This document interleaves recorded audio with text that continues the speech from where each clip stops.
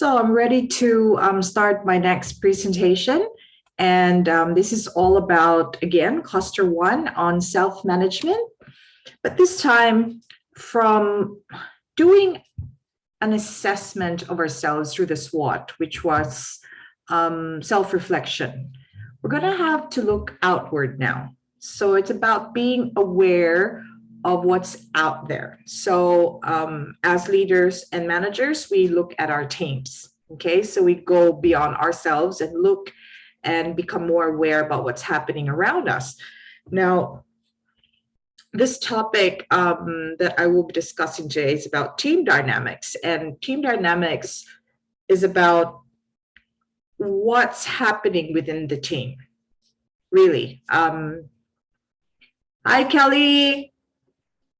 I can see that you've joined in. Thank you. So I'm just about to present something about team dynamics. You can continue to stay on mute while you're listening. I'm actually also recording this, so anyone who would like to watch it later on, if you can't finish watching the video, that's fine, absolutely fine. So let me go ahead. Won't take too much of your time, and I'm going to go straight to the topic. All right, so just bear with me as I move things. All right, there you go. So it's about team dynamics. Now, what is it really? It's one of those topics in cluster one. It is a term that is used to describe how your team interacts with each other. You know, the team members interact with each other. Sort of attitude do they have towards each other and as a whole? What sort of behaviors do they have? And it's between a group of people who are working together. So you would definitely say team dynamic is because you're working together for a particular purpose, right? So it's also a definition of a system of behaviors and psychological processes occurring within the team. So when you say psychological, it is most definitely something that can be both conscious and subconscious. So when you're talking about team dynamics, you have to think beyond what you see. It has a lot to do with each person's background, each person's personality. Okay, and personality is, of course, dependent on culture, religion, upbringing, experiences, even genetics. All right, so we've got all these things and are all different. They're so diverse backgrounds for everybody. But if we put them all together, how do they actually work and behave together? And you will find that in quite a lot of teams, there's a particular culture. So all these individual things that are happening actually create what you call a team culture, right? So the funny thing is, sometimes we find people who behave differently as an individual, but when they're placed in a group, they have a tendency to change their personality because it's a survival skill of human beings to adapt, to survive, you know, so they've got to make some changes. And that's what you call team dynamics. You know, it's how the whole group changed to do something together. Kurt Lewin, who was a social psychologist, studied this extensively. And what he's found is that there are generally certain elements that you could identify that would cause different levels of team dynamics. Is it actually an effective culture or it isn't? So you can actually identify certain factors and there is something that you can do about it. It's not something you can't control or manage, which is good news for us. All right, so when you're looking at team dynamics, you have to remember that it's not just one thing that's causing issues or it's causing success in a team. There's a lot of things. There's a lot of elements. And if you break this down, as you see in front of you on your slides, on the slide, is that if you look into every individual piece, work on it, and make sure that your team has got a good, how do you call this, a good background or good foundation, and it's being practiced within your team, you are highly likely to have a very effective team. So let's look at every single one of them. And while you're looking at them, I want you to honestly try to think about your team members and where you're working. Do they actually have this? Okay, so I'm going to mention every single one of those little elements. Now, the first thing here is about the shared purpose and values. Okay, so it's the one on the top, and I'm going to start with that because yes, the company has its own goals and strategies, and the business has got that. And it also has its values, like Sonic Health Plus has got its values. But my question is, the team members that are working in the business, do they agree to those values? Do they relate to their own personal values?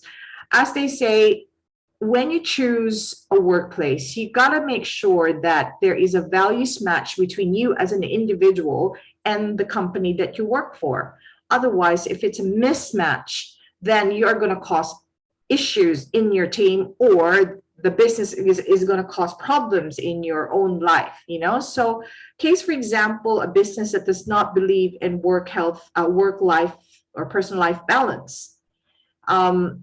Your business, the business or the company that you work for demands that you work overtime, you know, all the time. But personally, you value your family, you value your personal life. You know you have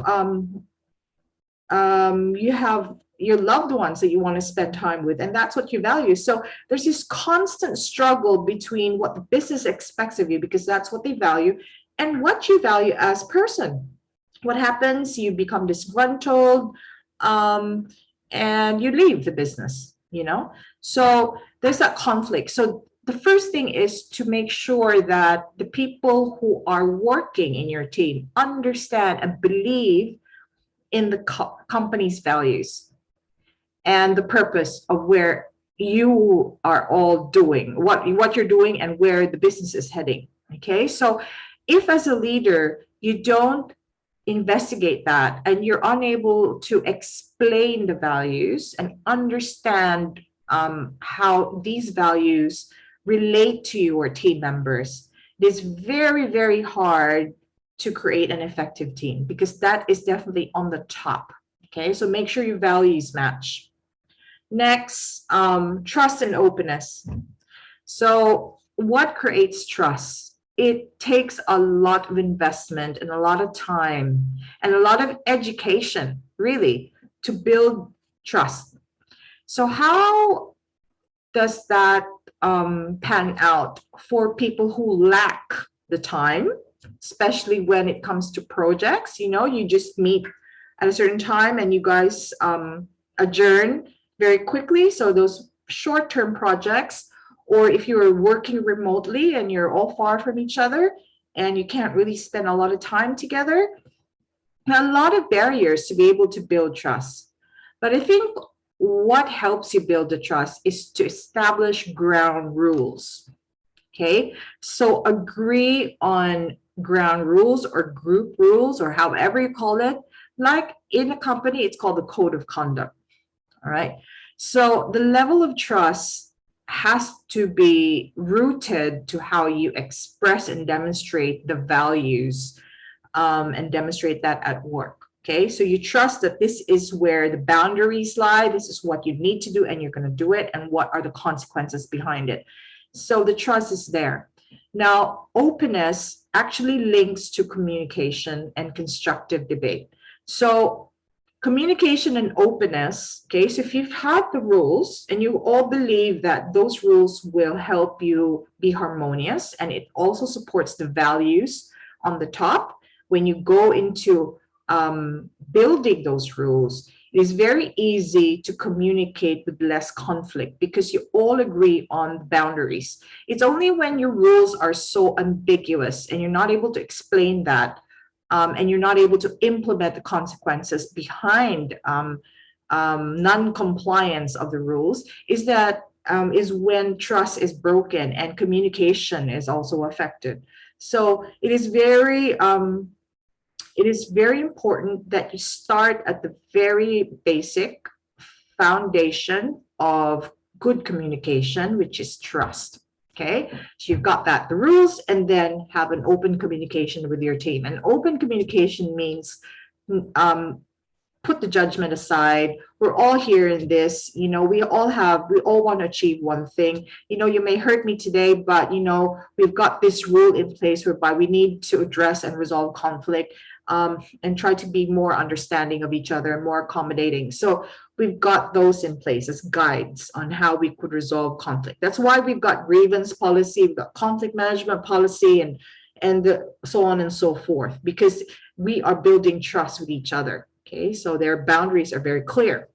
So after communication and constructive debate, when you've got all that planned out, okay, how do people communicate, right? What are our rules in communication? How are we going to what's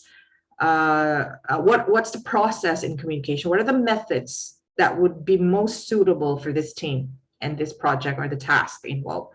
To get that planned out and make sure that you are making your team understand the consequences if they don't follow that plan. So a communication plan is like, okay, I need you to email me first or call me if it's urgent. Email me. These are the no-nos when you're communicating. Don't mention these things. So you've got all these like privacy and everything. So it's all there, right? So communication also is about establishing activities that will allow people more opportunities to interact and connect. So even if you work remotely, but you're not putting a lot of focus as a leader that communication is important to you, no matter what the method is, what's going to happen is that the team will just slowly break apart. They become disconnected and disengaged. So put a lot of focus on your communication every day. Mention that word to your team every day. Ownership and accountability has something to do with the definition of roles and tasks. I'd like to share my own experience on this topic. I used to be sent by my employer to teams that are falling apart, and I'll tell you that they were falling apart. Okay, they called me the sweeper where I was, because I'd clean up the mess that the previous management has left. They'd send me in there before, say if the manager was planning to resign, I would then be going in there to investigate what was happening within the team. So I would investigate the dynamics of the team when the manager is there and when the manager has left, because I tell you, the group dynamics change when an element that's causing the conflict has been removed from the group. It could possibly just be one element, but of a lot of influence and impact. So I observe when the manager was there, and I observe after the manager has left, and I see how the dynamics change.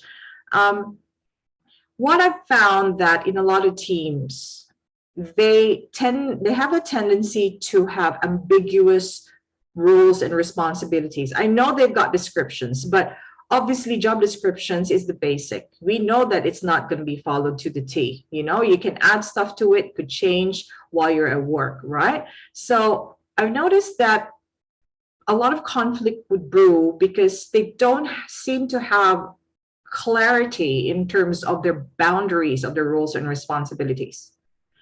And whose fault is that? Well, it's everyone's fault, and especially the leader. Because this leader, especially when you are lacking of staff and you have a tendency to multi-skill your staff. So you go, okay, can you do this? Can you do this? Can you do this? What's going to happen is that a staff member is going to assume that it is their role to do all these multiple things, right? So they're going to fight on accountability and responsibility, or they could palm it off because they go, well, I can do it, but it's not my job description. There doesn't seem to be clear communication on why you're doing this and how would it impact you if you did. Okay, by accepting to learn this task, this means that you are fully responsible if anything was to happen. And when are you responsible for it? So if you are covering for somebody, you are fully responsible for it. It doesn't mean that you're not, just because, it wasn't in your job description. The moment you do the task and you're actually doing it, you take full responsibility for it. So as a leader and manager, you need to make sure you've got that communicated very accurately, So not just a reactive type of management, but you plan out your communication before you give them responsibilities.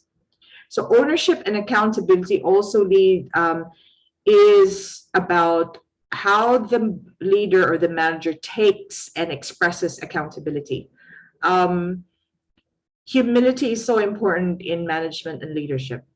I find that quite a lot they feel that if they make mistakes as managers and they, owning up to mistakes, is a hit to their authority and their credibility. It actually isn't. Credibility is gained by trust. How can you trust someone when they won't own up to things, or they're not honest enough and genuine enough about their own limitations? All right. So ownership and accountability is not about just pointing fingers and making sure that you own what you own and I own what I own. They need to understand if your value that you have implemented in your team is to help each other, they will definitely take ownership of making sure that everyone's okay, the business is okay. So having that unified approach to having one goal, one team, and express that all the time. Like, we can't just be individuals here, guys. What one does and doesn't do, it affects everybody. So let's all help each other. We're all accountable for it. Our reaction to it does count, right? So we've got that.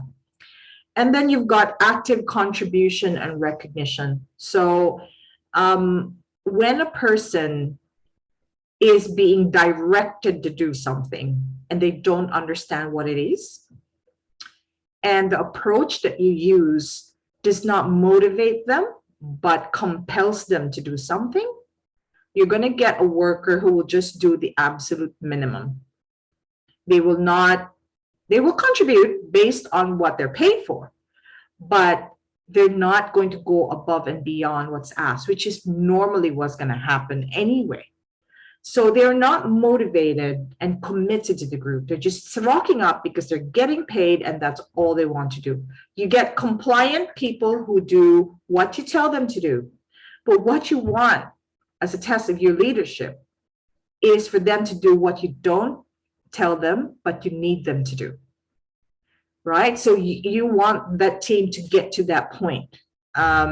And that's why I think effective leaders are the ones who can leave their workplaces and not expect that when they come back that they're the whole place has fallen apart, So teams who are very involved and very committed and very motivated, they'll do the right thing whether you are there or you're not there. So it's your responsibility to set them up. And then monitoring and flexibility. So when you say that monitoring, it isn't about just always handing reviews and always having one-to-ones and all. It isn't like that. It's about finding out what your group needs, what the team needs, and knowing what to prioritize. Okay, so who to monitor more, who to let go of. So micromanagement is definitely not going to be a good thing, but sometimes it is needed, depending on the skill level. And sometimes newbies love to be micromanaged because they don't know what they're doing. The sad thing about leaders is that when someone does something wrong and they've been around the business for a while, they tend to micromanage those instead of the ones that are still learning the skill, So you need to know what to prioritize and what sort of risks and costs or benefits, of being able to invest your time on people. So if you look at the whole, if you have a team who's got all of these elements, you definitely have a very good team, effective team who feel that they're valued, that they're inspired to do more than what's asked, and they're absolutely productive. Now, that's a long discussion for one slide, guys, but it is important that you know what the elements are. So if you look at this and you see one, oh my God, I don't think that we don't have that. I don't think we have that. What do we need to do? So an example would be, geez, I think there's a lack of accountability in my team. Try to think why. Okay, go back, see, okay, what about, has it been communicated properly, right? You know, is that person trustworthy of that role and responsibility? You know, do they understand what's the value of them owning up to the responsibility given to them? Do they understand the impact to everybody? Do they even care? So those are questions you need to ask. Now, let's move on to the stages of group development. It's Tuckman's. Okay, so what he's done is he's identified that every single team would go through stages. And we have the first stage called the forming stage, and you've got the storming, you've got the norming, performing, and adjourning. Okay, I believe in this. However, sometimes it could go hazy a little bit because the elements to jump from one stage to the other could mean a big change in the business, or it could even be a small change, and it could still set you a bit back from one stage to the other. What I'm talking about is you're already forming, so you're getting to know each other, right? And then everybody gives their best, shows their best selves, you know, when they're knowing each other. Okay, it's there. That's the best they could do. It's like a newbie coming in, you know, I'm trying so hard. And then it comes to a stage when you can't sustain always being your best. There's going to be stressful things that are going to happen. You're going to understand that there's so much to learn and so much to do and not enough time and not enough people. So you're going to have all these people who don't know each other clash. So that's the storming stage. There's a lot of conflict happening, right? Now, what if, because of that conflict, right, one leaves and another newbie comes in to replace that person? Oh my God, we go back between forming and storming stage again. So you're being pulled back again to the previous stage of development. That's why when staff members, when teams, okay, experience the change of people, it sets them back to becoming the best productive performing team, because every new element that comes in, you got to know them before you can expect them to get into a performing stage. So it's always going back and forth, going back and forth. You're not really going to your absolute best as a whole team. So again, forming is about knowing each other. Storming is about, now we know each other. Now I can't hide my stress. I don't know how to handle you. I just know who I am, and it's coming out now, and everyone's trying to get to know each other even more, but there's more conflict, okay? And then the norming is when people realize and understand the entirety of that person, you know? So, okay, I know that this person doesn't like this, so I'm going to adjust my way of dealing with this person. So you're going through an adjustment period. And norming is when you guys know how to deal with each other as a group, right? Performing is when you've just known each other. You now know what makes people tick. You now understand that this person is good with that. So you're starting to realign people's roles and responsibilities and you know, their authority as well within the team, because you have a better picture of what everyone's capable of. You will never know that until you've had time with them and observed them, monitoring their progress, seeing the changes in your team. So once you know that, you're going to do the assignment. You know, you're going to change things. You're going to test things out and see what if you do this. but you are more focused now on making this whole team work for the business. Okay, because you've now taken time out to resolve conflicts and having issues. You can now make sure that you can work well as expected in the business. And then a journey is definitely leaving each other, and that's really awful. And then you go back to forming again. So that's the stage. And I've got an explanation slide here, okay, so which you can look later on, but it explains what each stage looks like.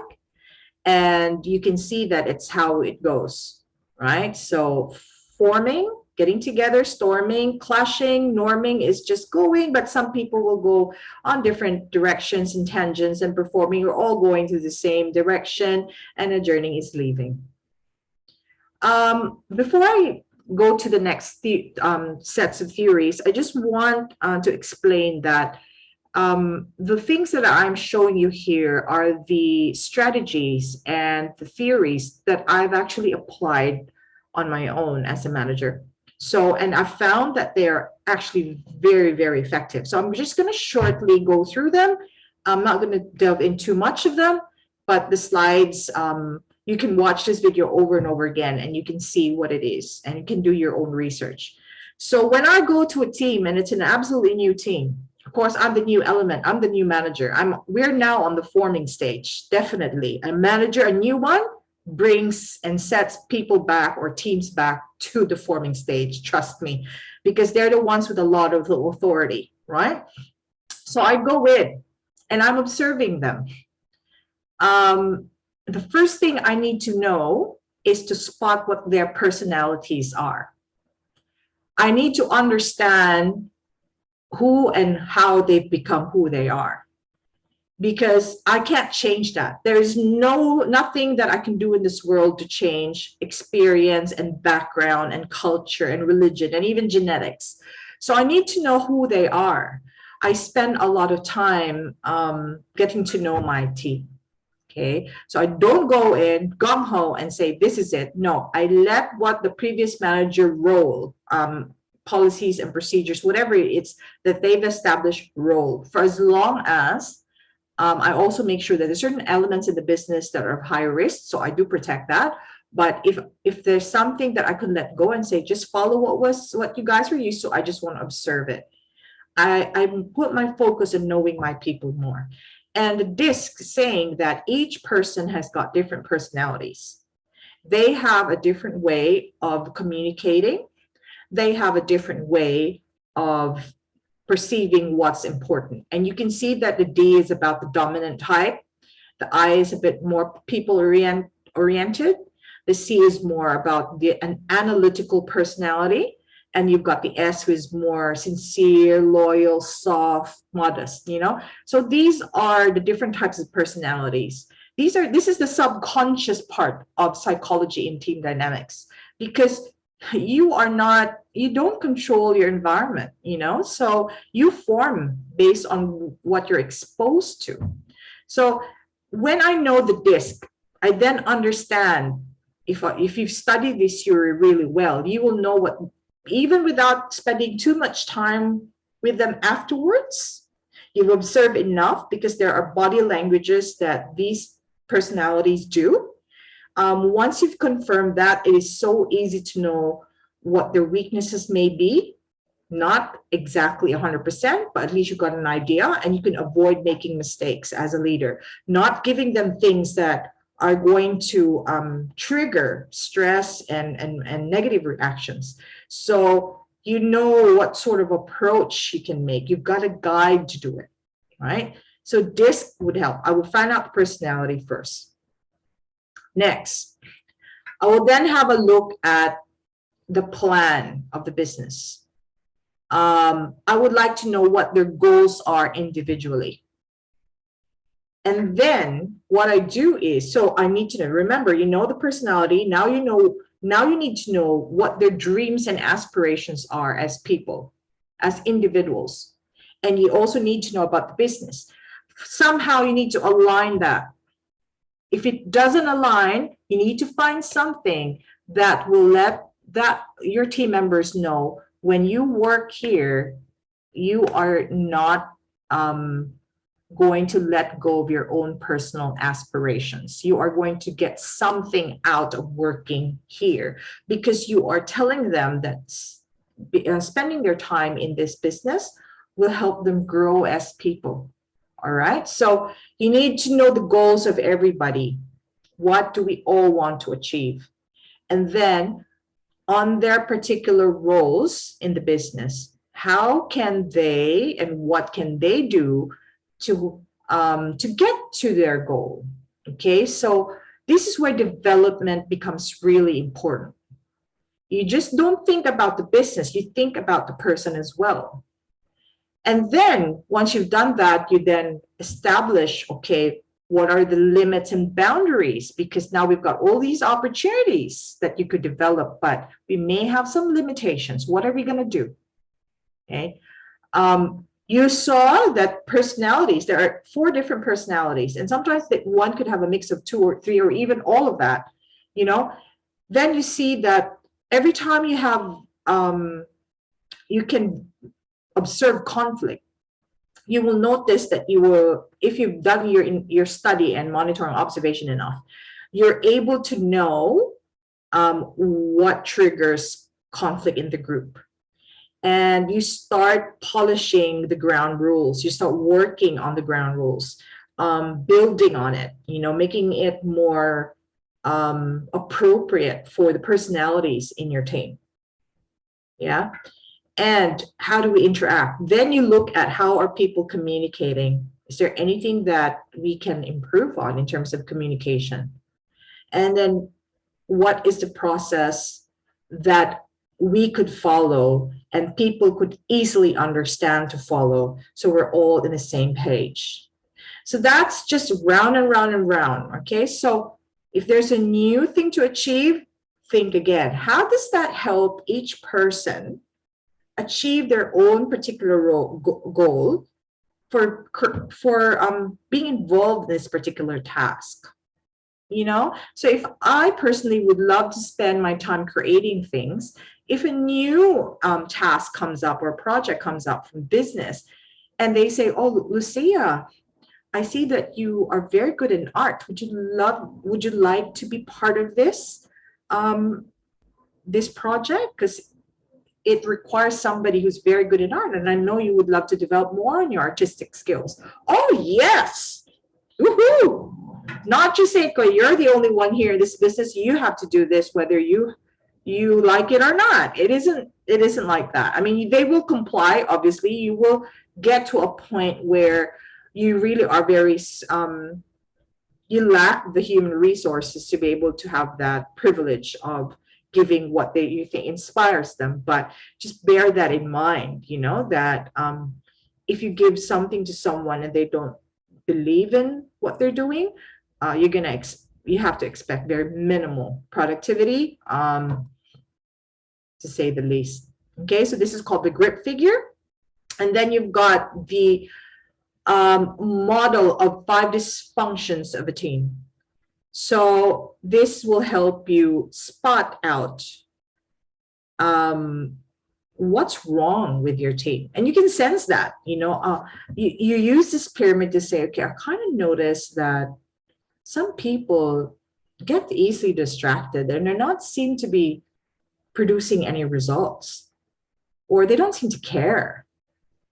And then you go downwards because the tip is the iceberg. So that's what you can easily see. As you go lower, the problem actually becomes bigger and less manageable, but you don't see much of it. Okay, it's something that's happening, but rarely will it be told to you at your face directly. You need to investigate. So you got inattention results. You then go, okay, why are people avoiding to do things? I kind of noticed that. And you go, maybe they don't have the right commitment. Why? Maybe because do they have a conflict with someone or with me or with the business? Is it a values conflict or is it a trust issue? So you kind of determine how huge your problem is. You do it as an individual and as a group. Okay, so you everyone seems to be showing me that they don't like to commit. Therefore, that something is causing it. What is causing it? And when you know how to build upwards. Okay. Well, there, you've got it. So team dynamics. So if I were to ask you, which state is your team at? Why do you think they're in that stage? Explain. And how will that affect your ability to perform as a group? Those are 3 questions that you need to ask yourself as you are given a new team, or even now.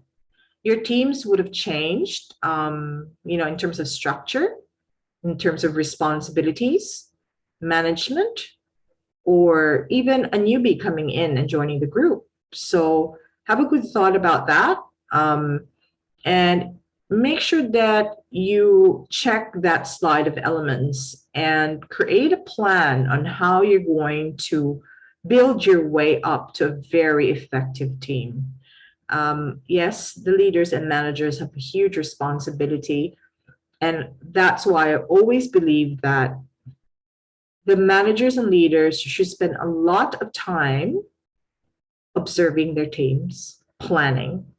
Because if you spend too much time doing the work that's meant to be done by someone else, you rob yourself and your team of the opportunity to really good development, So there you go. That's my piece on team dynamics. I hope that you've learned something out of it. And I'm pretty sure that quite a lot of you are now thinking about your own teams. So if you need to ask questions, I'm just an email away. Thanks, guys. I know we went above 30 minutes, but I love this topic and it's too much to cover. So yeah, thank you.